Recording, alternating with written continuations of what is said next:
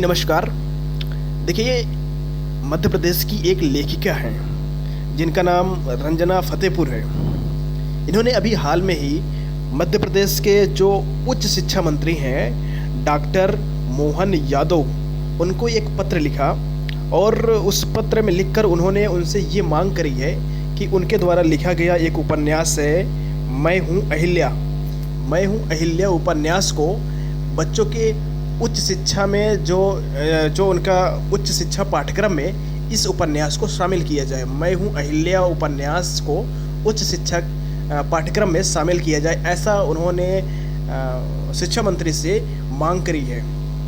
और ये मांग अफकोर्स पत्र लिखकर करी गई है। और देखिए, अभी इसमें थोड़ा समय लग सकता है कि इसका क्या रिस्पॉन्स आता है सरकार की तरफ से, उच्च शिक्षा मंत्री की तरफ से। उन्होंने ये विचार रखा है कि भाई अगर आप इसको उच्च शिक्षा पाठ्यक्रम में शामिल करोगे कि तो बच्चों को ये पता चलेगा कि माता अहिल्याबाई होलकर ने अपने जीवन काल में और अपने समय में किन किन कठिनाइयों को फेस करके इतने उच्च लेवल पर पहुंची थी, और एक महिला होकर उन्होंने इस देश पर शासन किया था। तो ये इनसे बहुत सारी चीज़ें सीख बच्चों को मिल सकती है। उनका प्रेरणादायक योगदान से बच्चे अवगत हो सकते हैं। उन्होंने प्रस्तुत की कि उनके द्वारा प्रेषित पत्थर का सार संक्षेप में डॉक्टर देवेंद्र जोशी शियोगनी, कर्मयोगिनी, रणरागिनी महारानी अहिल्या देवी की प्रेरणा से उनके शब्दों में मैंने मैं हूँ अहिल्या आत्मकथा उपन्यास लिखा है, जिसमें देवी अहिल्याबाई होलकर के प्रेरणास्पद जीवन की निहित संस्कार, संस्कृति और भारतीय मूल्य परंपरा के साथ उनके पूर्ण कार्य, राजनीति और युद्ध कौशल का वर्णन किया गया है।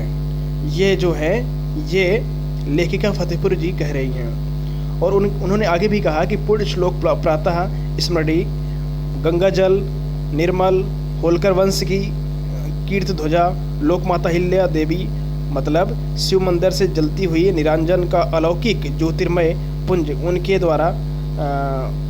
उनके जीवन में भावना, कर्तव्य पथ पर कर्तव्य का पलड़ा हमेशा भारी रहा।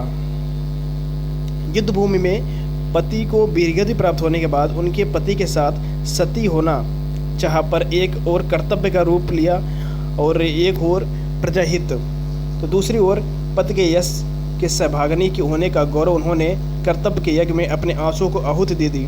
शत्रुओं के साथ समय वीरांगना बन गरज कर उठी और कंधों पर भाला लेकर युद्ध के मैदान में उतरूंगे। तो उनके जाने कितने सैनिक मौत के घाट उतार देंगे।